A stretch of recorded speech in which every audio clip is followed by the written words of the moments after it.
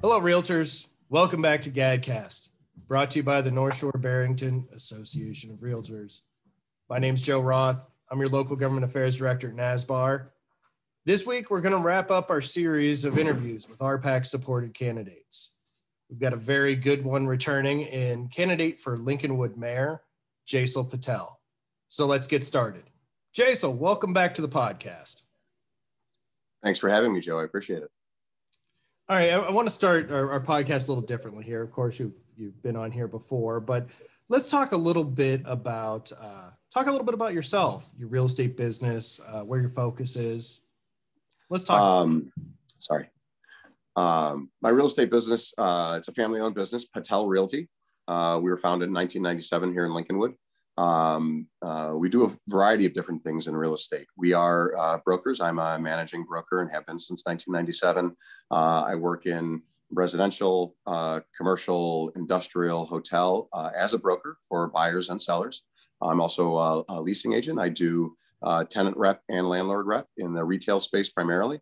So I've worked with different fast food franchise brands on the tenant side, doing tenant rep, and then landlord leasing for a number of different properties in the Chicagoland area. Also property management.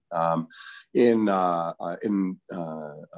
1999-2000, our office struck a deal to purchase a package of shopping centers, 13, and we sold 7 of them and kept 6 through the flipping process, obviously using some mortgages as well. But the money we made on selling allowed us to acquire this package of shopping centers. And I was thrust into the retail landlord business. Our company, our team added additional shopping centers through acquisition of existing. We did some turnarounds. We built new ground up as well. I became active in the International Council of Shopping Centers, and have worked in an advocacy role since then. Again, we're a full service brokerage. So we work as brokers, but also as investors and developers. So we purchase land. We've built residential ground up, hotel ground up, retail as well. Our business also made a little entree into manufacturing. We manufacture printed circuit boards. That gave us the access into the industrial community. And we did quite a bit of industrial brokerage in Elk Grove, Itasca, Addison, out that way in those industrial parks. But really, our business is a full service real estate company doing everything. We work with partners, we work with investors, with clients, and we are partners, investors, and clients in other people's deals as well. As far as on the advocacy side, what I do for ICSC, again, the International Council of Shopping Centers, I'm currently the state chair for the Government Relations Committee. So our role is in advocacy. We interact with elected officials here in the state, down in Springfield and locally, and then also in Washington. We do a fly-in just like you do, Joe, just like the Realtors does. And so we're doing the same thing. As a trustee in Lincolnwood for the last 14 years, I take a different perspective when I go and sit down in those offices as one who creates laws and levies taxes. Mm-hmm. I can really bring a different perspective when I'm sitting down there. It's not just the taxpayer or the employer and the person who doesn't have a vote, but somebody who understands both sides. And that has helped me on the real estate side, has brought us business with people who want to work with local government, which everybody who works in real estate knows that's your first step in getting anything done is the zoning process and land use. And so that has really worked well. Also, as part of our business, we're zoning and land use advocates. So we do represent clients in obtaining variances and zoning text amendments, even the creation of TIFs or business districts. So our experience is really broad. I know we only have half an hour here. I could take 3 hours discussing, the breadth of experience that our office has and the things that we've done. No, and you do have a very broad range of experience that makes you just a great fit for elected office, having that background and knowledge. really coming from an informed place and understanding how, detailed most policies are, especially when you're talking real estate that covers such a broad scope of different types of real estate use, all of that. And you've been a trustee in Lincolnwood since 2007, I think, right? I was elected first in 2007, and you talk about the experience and that being the good fit, and I feel very strongly when I'm making my voting selections that I want people who understand the issues, and I really do think that real estate developers, real estate people, for local government particularly, are a good fit. I always like to see real estate professionals in variety of capacities, whether it be a realtor or architect or an attorney who works with real estate, because that is the bulk of what we do on village boards. And as an advocate in dealing with zoning matters in a variety of villages and towns throughout the Chicagoland area, I see the differences on boards. And so, it really does flow through and helps every step of the way. Legislators that start off in local government with real estate background really move on and become excellent members of state government or federal government. And I see it time and time again. Yeah, absolutely. And so, lots of experience here. Now you're decided, you're in the running for the next village president, mayor, however. I know we often, everybody's the mayor, but your village president. Let's talk about the decision to run, be the leader of Lincolnwood. What made you want to jump in there? Service, particularly here in Lincolnwood, has really become my passion. I used to describe it as a hobby. I exercise, I go running every morning, and that only takes about half an hour, 45 minutes. And the rest of the day, I've just got my work and my family. And so the time that I've spent as a trustee in the last 14 years, the way that it filters through my life and my business, Lincolnwood's my hometown since I was 4 years old. My parents moved here in 1979. I'm a product of all the schools here. My kids are growing up here, going to the same schools I went to, and I have a real deep connection with Lincolnwood. On the service side and what I'm able to do for the residents of the village of Lincolnwood, the passion has grown because of the ability to affect change and to correct problems, when they're presented.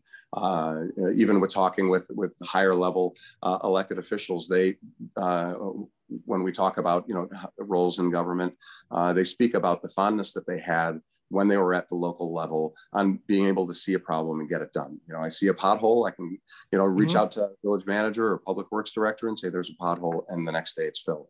And so that passion has grown in me as a trustee, understanding how things work. I see things that I think that we can improve on. I see things that are not as good as they could be, or in the best way that, following best practice. I've been a consensus builder. I've been chosen by my colleagues and village presidents, current Mayor Bass and past Mayor Turry, to negotiate on behalf of the village for contracts, for investments, even issuance of bonds. I've served as the finance committee chairman. And so, my experience gives me the comfort and the confidence to know that this is something that I can do. The confidence that others, my colleagues and peers have placed in me, the feedback that I get, and really the results. And then most importantly, having the time, the support of my family and friends and the community members to want to do it. An election is a very difficult process to undertake, and it's quite a challenge.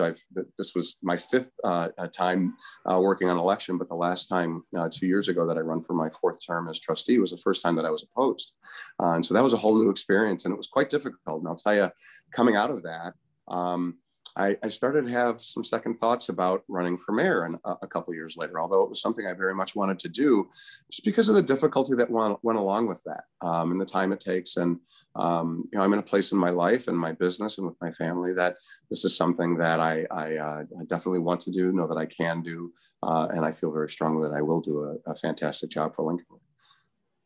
Yeah, that's and I fully agree there. I do think you will do a fantastic job for Lincolnwood, and I don't think anyone would be surprised to hear a realtor talking about consensus building and effectively negotiating. I think that's a hallmark of successful real estate. So coming into this, you're going to look at, if you win this election, you take the seat in May. What's going to be your priorities? Where do you want to take the village? So in this time that we're in now, in the COVID era, COVID is obviously first and foremost priority, the health and safety of our residents and the viability of our local government economy. Our revenue sources are susceptible to changes in the economy and in retail. We're very heavily reliant on sales taxes, and so being flexible and aware and proactive about what we can do to bolster our revenue sources is certainly going to be of the utmost importance. Access to information and vaccinations for our residents certainly is first and foremost.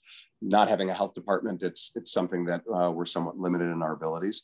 Beyond COVID, the central focus of our campaign, the Alliance Party. I'm running with 3 trustee candidates as well. Jean Ikazoy-Halevi, who's a sitting trustee running for re-election. Grace Diaz-Herrera is a park board member for the last 6 years, a very long time resident as well, running for her first time. And then a gentleman named Mohammed Salim, who's a civil engineer with a civil engineering company doing government work in 6 states. And so he's got a great amount of experience. But the principal focus of our campaign is the creation for the village of what we have dubbed as a service-first organization. And a service-first organization, the idea is providing excellent customer service in every interaction that the village has with its customers. The customers are the residents, the businesses, the taxpayers, even ourselves, whether it be the village board amongst ourselves, to the staff, the director level or management level staff down the ranks. And so, imagine a homeowner going to get a fence permit, or a business looking to inquire about the permissibility of locating in a shopping center, or a developer wanting to build a new hotel here in town. All of those interactions are principally important for the village in our reputation, the quality of life for the residents, the viability of our business community, and the ability to properly develop our vacant and underutilized parcels. And there are always vacant and underutilized parcels to be filled. As we know in real estate, there's always turnover. Nothing is in a vacuum and protected from what's happening outside.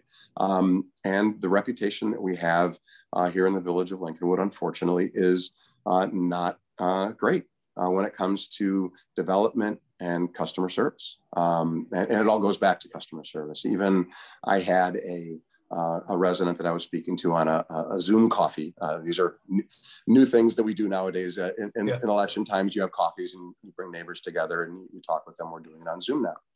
And one resident explained to me that she had sought a fence permit, or sorry, a new fence. And she went out to bid for it. And she found a contractor, and the contractor gave the price, but he noted that the customer must obtain the permit. And she asked what the cost would be if he obtained the permit. And he said he wouldn't go to the village of Lincolnwood to obtain a permit. If he needs to, she should go find another contractor. That's not good for business. That's not good for Lincolnwood. It's not good for anybody. And so that is our focus. And that, like I said, filters through to everything. That's going to help us if we can turn our reputation around as the village of yes instead of the village of no. Then the brokers that are representing buildings in town aren't afraid to propose a contingent contract or a contingent lease, thinking that a zoning process is going to result in a denial or a 6-month delay. They can have the confidence knowing that what's told to them by staff or what's told to them by a board is going to happen. But more than that, I want to have staff act as an advocate.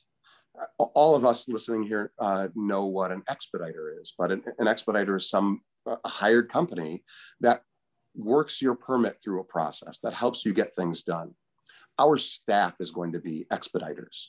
If you come in and you want to lease a space and there's limited parking, the answer isn't going to be from staff, oh, you don't have enough parking here. The answer is going to be, the parking is less than required. Here's how we can help you gain approval. Here are the examples of what's happened in the past. Here's the amount of time it's going to take for you to get it approved. Here are the applications.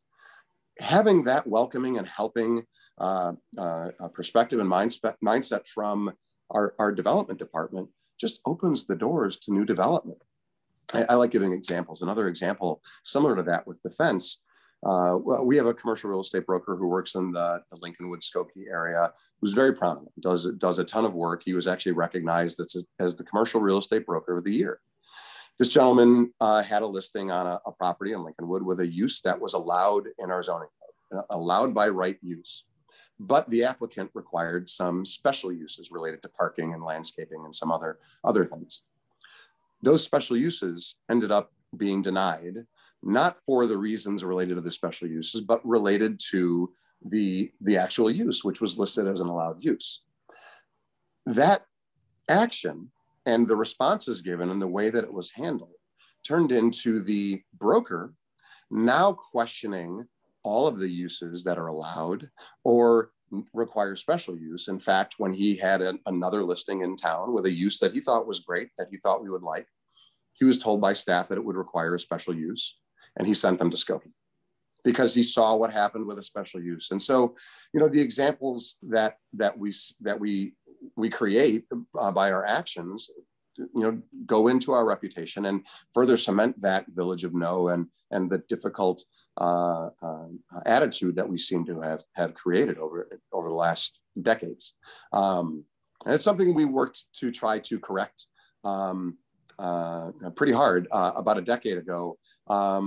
And in the last few years, it's really fallen off. And so we've identified ways to make positive changes without cost to the village. It's just a matter of the message being sent from leadership. And, the saying that, it starts from the top and the buck stops here. A real tenet of my term as mayor, should I be so fortunate to win, would be that I'm not going to pass the buck. I will be accountable for the village, and I will hold others accountable within our organization. But I don't look to place blame. We are the leaders of the village, the mayor and the village board, and it's up to us to set the tone and make sure that what our residents expect from the village, we share those same desires and demands, and we make sure that we send that message through to staff. And so, that really, the service first organization really is the principal, a platform or a principal platform item that we're running on. And like I said, it filters through to everything. As a 14-year trustee and having so much access and influence on the things that we've done, we have an excellent staff in the village of Lincolnwood. We've had a lot of turnover over the last few years, but I do believe that we have an excellent staff, and if properly led and managed, we can continue to do the things that myself and my colleagues and Alliance Party members prior to me set in place. Best practices from a management standpoint, managing our budget properly, having a healthy reserve, planning for development, planning for infrastructure improvements, all the things that good professionals do. Local government is very much like a business. We have revenue, we have expenses, we have customers, and we have ownership and management. And, all the same principles of good government or good business apply in good government. So that's fantastic. And, something you said that really resonates with me, and that's kind of the village being a pathway to yes, and really providing information, valuable answers at the front end. That does inspire a lot of confidence in the business community. It inspires confidence in residents and people that want to venture out. I always think to small businesses, right? the people that are scraping something together to try and get something rolling. And they don't have, they don't have the expertise or experience. A lot of these people are, first-time entrepreneurs that are really taking a risk. And to have that resource, the village saying, no, but here's how we get to yes, or providing that valuable information up front and helping you and being a resource to you in the community, that's the definition of welcoming and supportive. And so that really resonates with me. I really appreciate what you're saying there. I actually want to jump back in on that one and the advocacy and the idea of having an expediter internally. And you talk about the small business. This is an issue that I've dealt with and I've advocated as a trustee here in Lincolnwood. When people call and they just don't understand what it is that staff says, I can explain the code to them, guide them to the process. But then, often people will have to go and hire an attorney to fill out forms, or they feel they need to hire an attorney, when the reality is, these are pretty basic concepts that we deal with when it comes to things like parking variances, and having staff help to complete a form rather than requiring a business to spend $5,000 or $10,000 to have an attorney represent them for something that doesn't really require an attorney. Realtors represent people all the time in these kinds of issues, but a small business looking to locate in a shopping center may not have a realtor. The landlord may not have a realtor. Often a sign in the window is what's used, and we want landlords to have realtors. But the reality is, people need help, and we're there to provide it. And I could maybe steal the mic from you. You were talking about the village of yes, and this is so important. That village of no is something that I've heard time and time again. It frustrates me as a very active person in the International Council of Shopping Centers, and having many friends in this community. We all know how it is. It's a very, very small playground that we play in. When I tell my colleagues, my friends that represent tenants or represent landlords about Lincolnwood, and then they end up with a difficulty and it comes back on me, I almost get embarrassed and think twice about trying to push Lincolnwood on.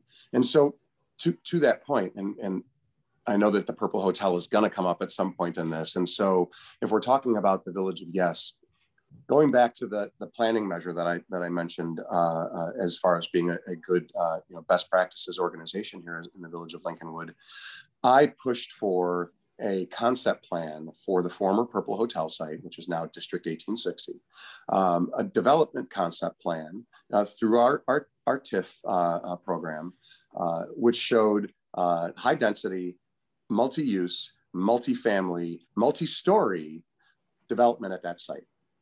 It was a plan that was presented by the village and adopted by the entire village board. That meant that the development community didn't have to go and get over the hurdle of having a 7-story building, of having high density, of having 250, or I think it's 300 units of new residential, which is always a problem because you have the issue of the cost to the village and the school district and things like that. But by creating that plan and putting that plan out there and approving it by the village, the development community now knows that is a huge hurdle they don't have to get over. And I know this for a fact because my previous 14 years on the board, or at that time, my previous 11 years on the board, I had always heard Lincolnwood won't allow residential. Lincolnwood doesn't want condos. Lincolnwood doesn't want a high rise. And I had seen it where developers had come to staff, developers had meetings with a couple of trustees, representative of the board and staff. And the feedback that they got was it's going to be difficult. Neighbors aren't going to want it because of the memory of the Barclay Place. And I don't know if you know Lincolnwood, McDade's used to be a retail building, a retailer kind of like Service Merchandise on Toohey. And McDade's went down, it was vacant, and the Barclay came up. And there was a lot of discussion, a lot of hand-wringing about whether or not we should have this high rise and the effect on it. And so by us putting that plan forward and adopting it, we took down this huge barrier. And almost immediately, we got a plan with exactly what we wanted from a great developer in Tucker Development with wonderful success locally. And it was great that he came on the day that he got his first big step approval for his PUD. He had done the Dominics in Lincolnwood back in the late 90s at Pratt and McCormick. And that Dominics was actually going to be a Dominics and some big box retail and a movie theater. And the difficulty he went through for 2 years ended up turning it into a Dominics and a medical building only.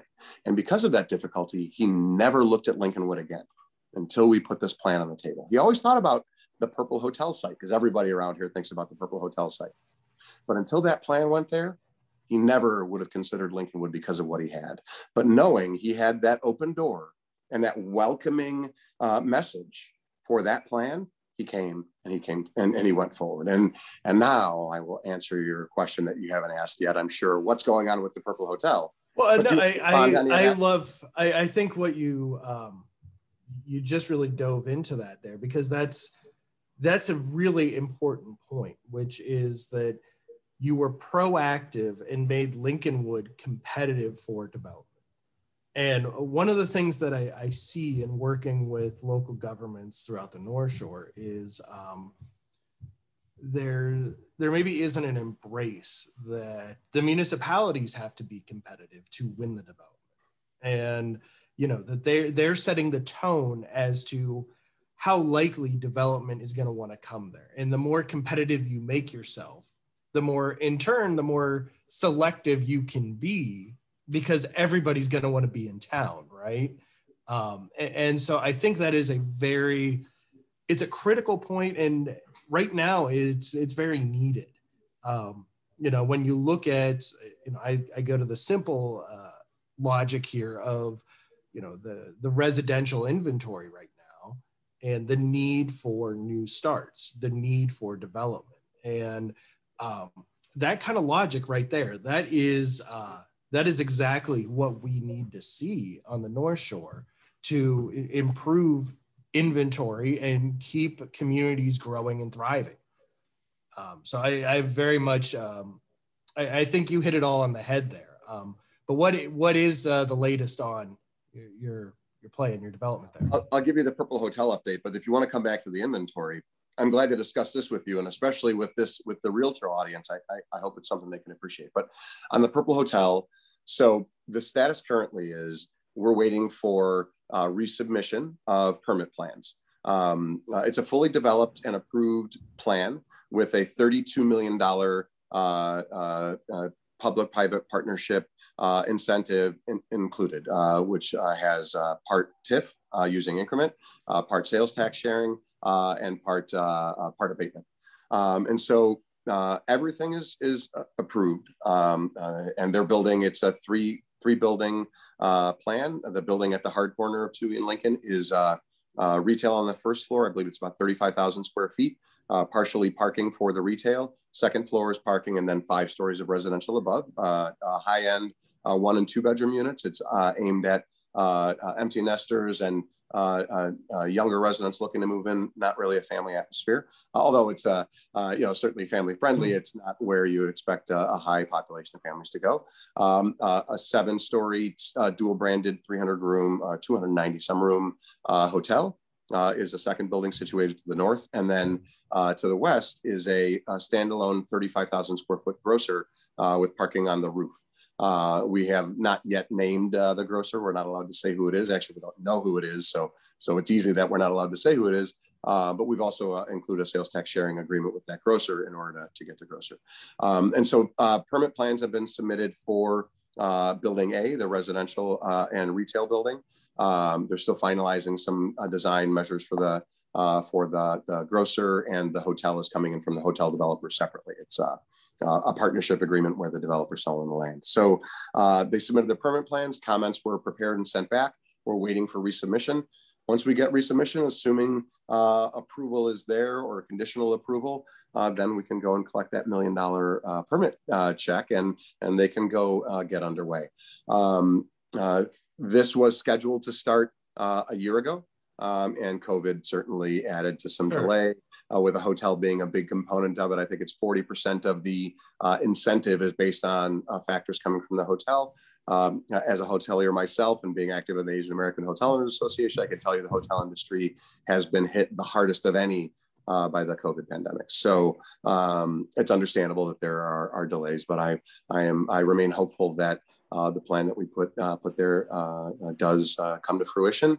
But as always, we must be flexible and we must be mindful that things change. In real estate, with all of the moving pieces, different tenants coming in, different companies owning them, a hotel component, a grocer component, things can change. And so as long as we remain flexible and open rather than, reticent to change, then we should be fine. So if they come in and they need something, we need to listen and see if we have to shift. But knock on wood, if I had any down here, I'd say let's hope that this thing gets done as planned.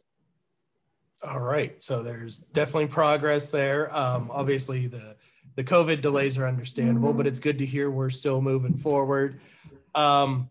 Let me ask, and I know you said you wanted to talk a little about inventory as well. And I think that plays into a question I want to ask here, because Lincolnwood is a small geography. I mean, you're under 3 square miles, but you do have a sizable population.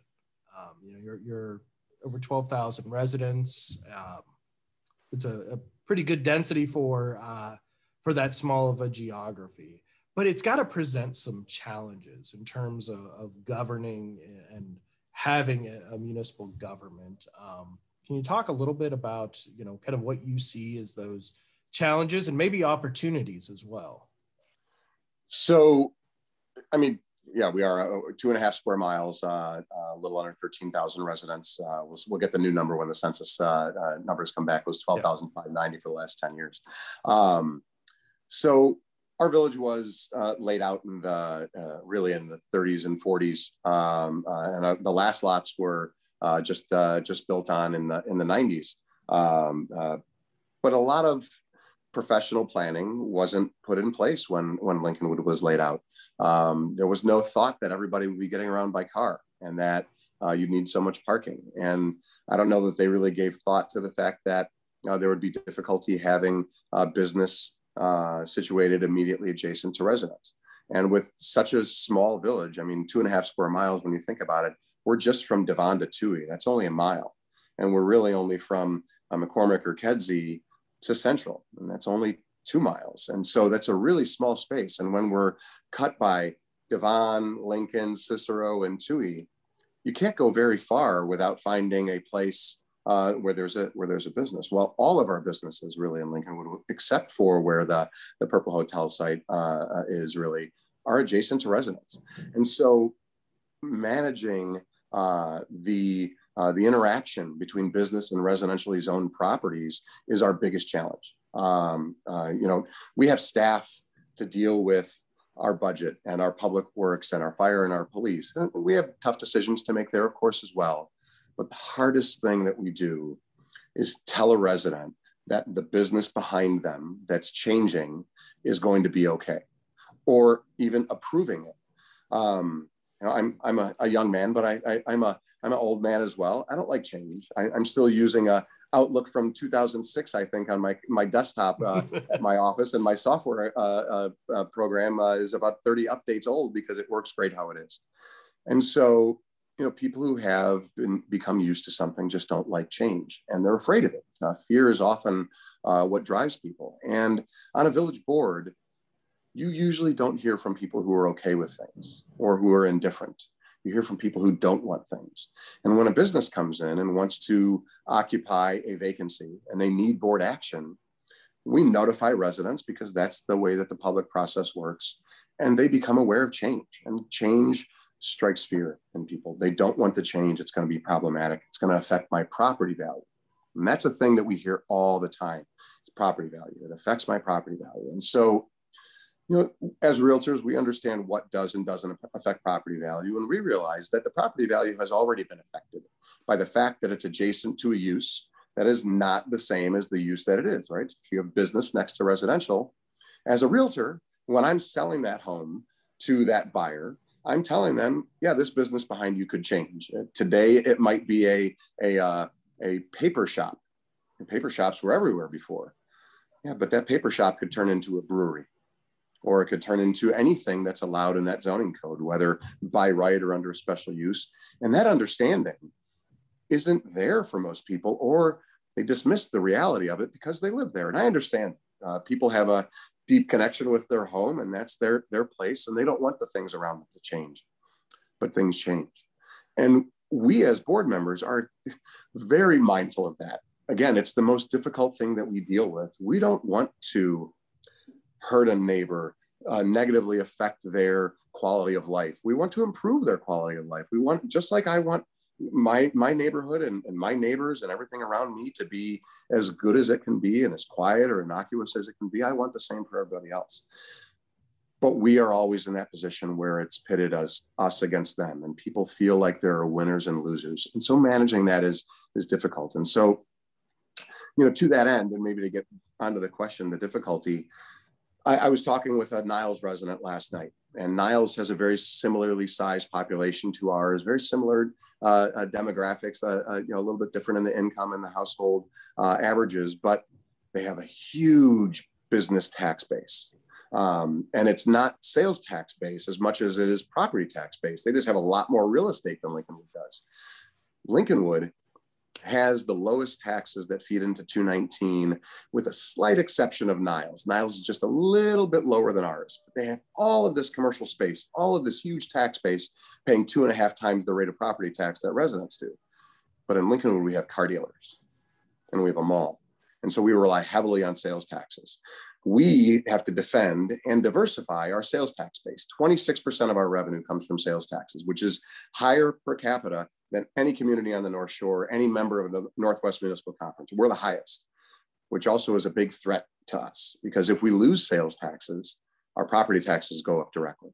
And we don't want to lose sales taxes. We need to protect those. We need to bring more in, and we need to diversify, bring in different types of sales taxes. Hotels, which we've never collected $1 of hotel sales tax in our history. Believe that. We had the first Hyatt hotel ever in the chain. We never collected a penny of sales tax on hotels, at least. And so having people understand that push and pull of business needs to be part of it. Business is going to be located somewhere close to you, is going to have some effect on your life, but we're going to try to make it better in what it is, either the physical separation between business and resident, whether it be a wall or landscaping or both. We've even had situations where there's a Walgreens in the center of Lincolnwood that was there for a long time. They wanted to develop with the new concept Walgreens with a drive-through, and behind them was an alley. And behind that alley was a row of homes on a dead-end street. Very nice and quiet. And they were all up in arms about this Walgreens. Fought it and fought it and fought it. And ultimately, the alley that was behind the Walgreens became the backyards of the homes that were behind.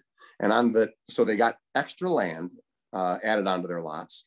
And then they got a 10-foot brick wall, beautiful masonry wall, and a row of landscaping on their property. So they added property. They got rid of the alley that wasn't necessary to them. And they created a buffer behind this business.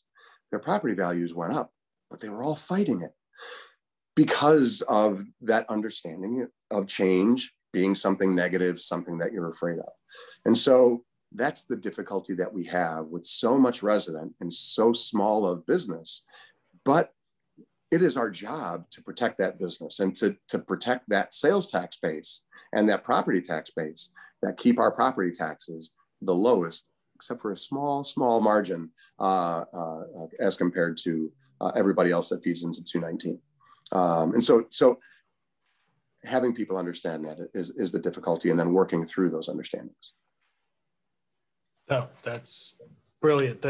Tough challenges, but I would say that no one better suited for those challenges. Anything you want to add before we sign off here, Jesal? I just wanted to go back to the housing stock, and this is the group that really can understand this the most. In the late 90s, Lincolnwood saw unprecedented property value increases. It was 10% year over year or more value increase. And that wasn't because the whole market was going up. That was because of the demand in Lincolnwood, and the demand in Lincolnwood was generated by people coming in and knocking down homes and building new, people coming in and rehabbing homes, doing additions. And so there was a product that was there for people to buy. And there was a reason for developers to come and buy a home that was in need of demolition or rehab or an addition. As our reputation as the Village of No, and as having a difficult building department from the issuance of permits and the difficulties with our code, we have something called a bulk ordinance here. Those things make it more difficult and less appealing for the building community, for the rehabbing community, the developer community. So people aren't going to come to Lincolnwood first if they have a couple of $1 million to deploy to build spec homes.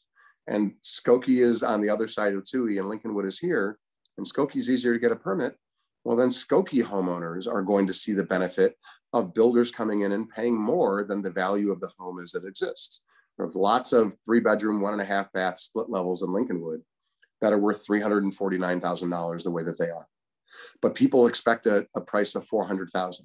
But the $400,000 price only comes from the buyer that wants to knock it down and build a 4,000 square foot home, or wants to go in and rehab it or do an addition.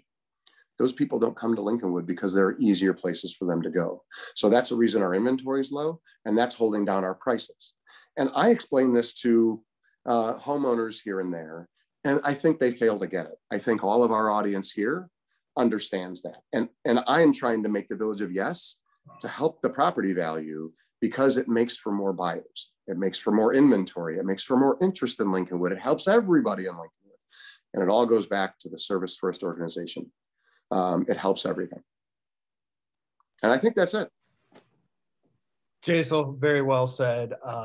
We very much appreciate you taking the time today to chat with us a bit more about what's going on in Lincolnwood and your plans for the future.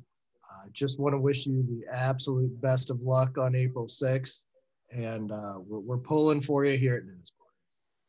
Thank you very much, Joe. I appreciate you and what you do for realtors, for the industry, and for local economies everywhere. And to anyone listening, if you're interested and you've taken this much time, please consider taking part in your local government, either on an advisory board or commission, zoning board of appeals, or a plan commission or economic development commission, or run for office. Joe can get you my phone number, and I'd be glad to talk to you about the trials and tribulations. But I would say it is a very rewarding way to spend your time, if you do it right.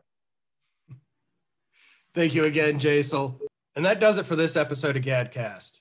If you have questions, comments, or topics you'd like us to discuss, feel free to email me. It's joe@nsbar.org. And until next episode, be well, everyone.